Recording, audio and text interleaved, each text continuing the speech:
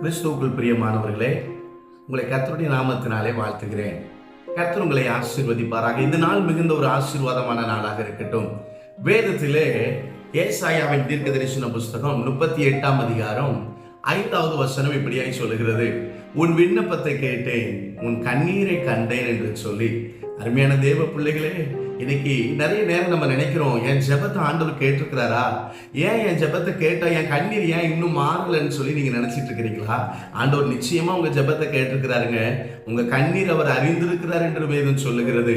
ஆமென். வேதத்துல எசேக்கியா ராஜாவை குறித்து வாசிக்கிறோம். ஏசாயா தீர்க்கதரிசி வந்து சொல்லிட்டு போறாரு, உங்க வீட்டின் காரியத்தை ஒழுங்குபடுத்தும், நீர் பிழைக்க மாட்டீர் என்று சொல்லி. உடனே எசேக்கியா உடனே மனம் பதறல, கலங்கல. வேதம் சொல்லுகிறது, அவன் தேவ சமூகத்துல ஜெபிக்கிறவனாய் இருந்தான். ஆமென். தேவ சமூகத்துல அர்ப்பணிக்கிறவனாய் இருந்தான். அவன் ஜெபித்த பொழுது வேதம் சொல்லுகிறது, தீர்க்கதரிசி பாதி முற்றத்தை கூட தாண்டி போகல. கர்த்தர் திரும்பி அனுப்பினாராமா.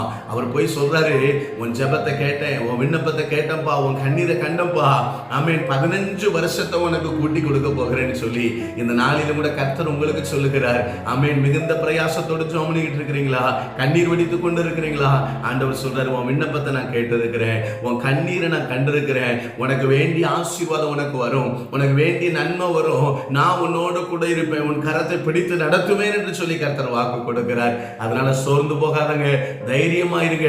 உங்க விண்ணப்பத்தை கேட்கிற தேவன் ஒருவர் இருக்கிறார், உங்க கண்ணீரை காண்கிற தேவன் ஒருவர் இருக்கிறார். அவர் இந்த நாட்களில் உங்களுக்கு அற்புதம் செய்வார். ஆமென். விசுவாசிங்கள், உங்களுக்கு நன்மையாக தேவன் எல்லாவற்றையும் மாற்றுவாராக.